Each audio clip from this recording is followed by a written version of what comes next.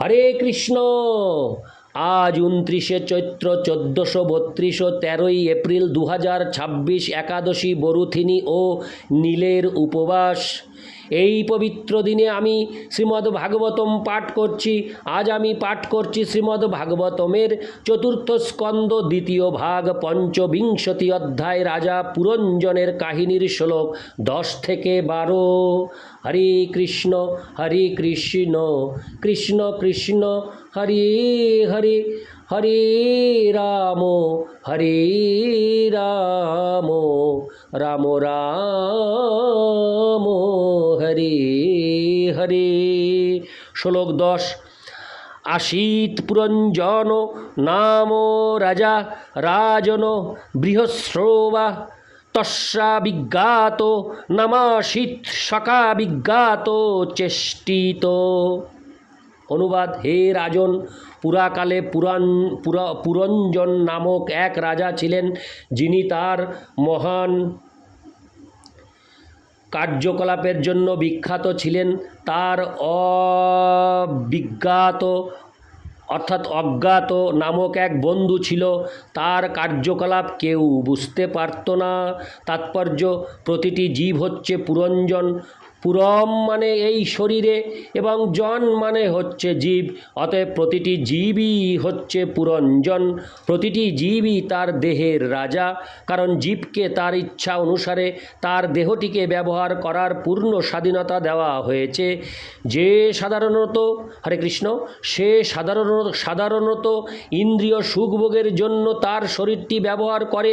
কারণ যারা দেহাত্ম বুদ্ধিতে মগ্ন, তারা মনে করে যে জীবনের চরম উদ্দেশ্য হচ্ছে ইন্দ্রিয়গুলির সেবা করা। সেটি হচ্ছে কর্মকাণ্ডের পন্থা। যার আধ্যাত্মিক জ্ঞান নেই, সে জানে না যে প্রকৃতপক্ষে সে হচ্ছে দেহের অভ্যন্তরে অবস্থানকারী আত্মা, যারা কেবল ইন্দ্রিয়ের পরিচালনায় মোহিত হয়ে রয়েছে। তাদের বলা হয় বিষয়ী। সেই সমস্ত বিষয়াসক্ত মানুষেরা যারা কেবল ইন্দ্রিয় সুখভোগের ব্যাপারেই আগ্রহী, তাদের পুরঞ্জন নামে সম্বোধন করা যেতে পারে। যেহেতু এই প্রকার বিষয়াসক্ত মানুষেরা তাদের খেয়াল খুশিমতো তাদের ইন্দ্রিয়গুলি ব্যবহার করে, তাই তাদের রাজাও বলা যেতে পারে। দায়িত্বহীন রাজারা তাদের রাজপথকে এবং রাজ্যকে তাদের ব্যক্তিগত সম্পত্তি বলে মনে করে। তাদের ইন্দ্রিয় তৃপ্তি সাধনের জন্য রাজকোষের অর্থ অপব্যয় করে। বৃহস্রবা শব্দটিও তাৎপর্যপূর্ণ। শ্রব মানে হচ্ছে খ্যাতি। জীব প্রাচীনকাল থেকেই বিখ্যাত। যে সম্বন্ধে ভগবদ্গীতায় 2:20 বলা হয়েছে, ন জায়তে মৃয়তে, বা জীবের কখনো জন্ম হয় না এবং মৃত্যুও হয় না। যেহেতু সে নিত্য, তাই তার কার্যকলাপও নিত্য। যদিও সেগুলির অনুষ্ঠান হচ্ছে বিভিন্ন প্রকার শরীরে। ন হন্যতে হন্যমানে শরীরে, শরীরকে হত্যা করা হলেও তার মৃত্যু হয় না।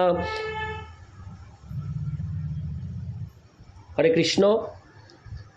এইভাবে জীব এক দেহ থেকে আর এক দেহে দেহান্তরিত হয়ে নানা প্রকার কর্মের অনুষ্ঠান করে।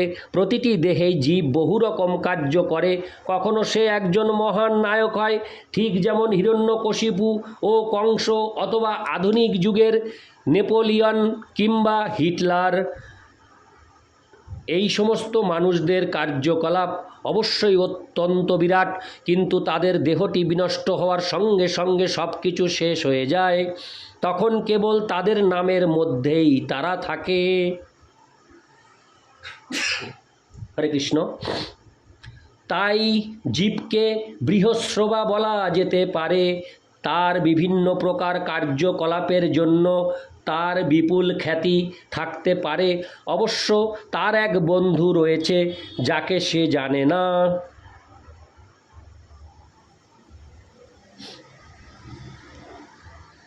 বিষয়াসক্ত মানুষেরা বুঝতে পারে না যে পরমাত্মা রূপে ভগবান প্রতিটি জীবের হৃদয়ে বিরাজ করছেন। পরমাত্মা যদিও জীবাত্মার সখারূপে তার ঠিক পাশেই বসে রয়েছেন, তবুও জীবাত্মা তা জানতে পারে না। তাই তাকে অবিজ্ঞাত সখা বলে বর্ণনা করা হয়েছে। অবিখ্যাত চেষ্টিত শব্দটিও তাৎপর্যপূর্ণ, কারণ জীব পরমাত্মার নির্দেশ অনুসারে কঠোর পরিশ্রম করে এবং প্রকৃতির নিয়মে সঞ্চালিত হয়, কিন্তু তা সত্ত্বেও সে নিজেকে ভগবান থেকে স্বতন্ত্র বলে মনে করে এবং জড়া প্রকৃতির কঠোর নিয়ম থেকে মুক্ত বলে মনে করে। ভগবদ্গীতায় 2:24 বলা হয়েছে, অচ্ছেদ্য হয়ো মদাহ হয়ো ক্লেদোহ শস্য এবচ নিত্য সর্বগত স্থাণুরচলো হয়ং সনাতন। জীবাত্মা অচ্ছেদ্য, অক্লেদ্য, অদাহ্য, অশস্য। সে নিত্য, সর্বব্যাপ্ত, অপরিবর্তনশীল, অচল এবং সনাতন। জীব সনাতন অর্থাৎ নিত্য। যেহেতু কোনো অস্ত্রের দ্বারা তাকে হত্যা করা যায় না, আগুনের দ্বারা ভস্মীভূত করা যায় না, জলের দ্বারা সিক্ত বা দ্রবীভূত করা যায় না, বায়ুর দ্বারা শুকানো যায় না, সে জড় প্রতিক্রিয়া থেকে মুক্ত। যদিও সে দেহগুলি পরিবর্তন করছে, তবুও সে জাগতিক অবস্থার দ্বারা প্রভাবিত হয় না। তাকে জড় জাগতিক পরিস্থিতিতে স্থাপন করা হয়েছে এবং সে তার সখা পরমাত্মার নির্দেশ অনুসারে কার্য করে। ভগবদ্গীতায় 15:15 সেই সম্বন্ধে বলা হয়েছে, সর্বস্ব চাহং হৃদি সন্নিবিষ্ট মত্ত স্মৃতির। হরে কৃষ্ণ। স্মৃতির জ্ঞানমোপহনং চ।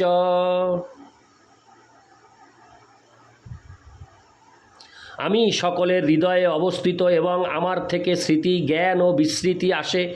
এইভাবে ভগবান পরমাত্মা রূপে সকলের হৃদয়ে বিরাজ করেন এবং জীবের বাসনা অনুসারে জীবকে কর্ম করার নির্দেশ দেন।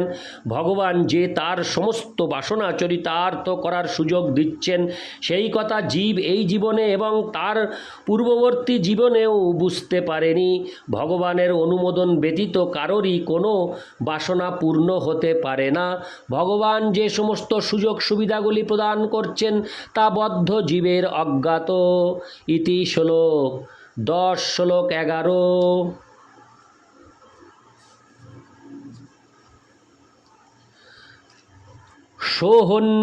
হরে কৃষ্ণ। সোহন্যে সোমান। হরে কৃষ্ণ। সোহন্যেষমান শরণং বভ্রাম পৃথিবীং প্রভু নানুরূপং যদা বিন্দোদভূৎস বিমনা ইব। অনুবাদ: রাজা পুরঞ্জন তার বসবাসের উপযুক্ত স্থান অন্বেষণ করতে করতে সারা পৃথিবী ভ্রমণ করেছিলেন, তবুও তিনি তার ইচ্ছানুরূপ কোনো স্থান খুঁজে পেলেন না।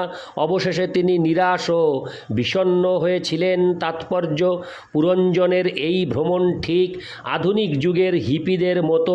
সাধারণত হিপিরা হচ্ছে খুব সম্ভ্রান্ত পরিবারের ধনী পিতাদের সন্তান।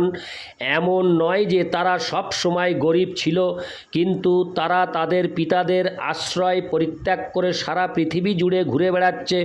এই শ্লোকে উল্লেখ করা হয়েছে যে জীব প্রভু বা ঈশ্বর হতে চায়, কিন্তু প্রকৃতপক্ষে জীব কখনোই প্রভু নয়, সে হচ্ছে ভগবানের নিত্যদাস। জীব যখন ভগবান শ্রীকৃষ্ণের আশ্রয় পরিত্যাগ করে স্বতন্ত্রভাবে প্রভু হতে চায়, তখন সে সারা জগৎ ভ্রমণ করতে থাকে। এই জগতে 84 লক্ষ বিভিন্ন যোনি এবং কোটি কোটি গ্রহলোক রয়েছে। জীব এই সমস্ত বিভিন্ন প্রকার শরীরে ও বিভিন্ন লোকে ভ্রমণ করতে থাকে এবং তাই তারা অবস্থা ঠিক। হরে কৃষ্ণ।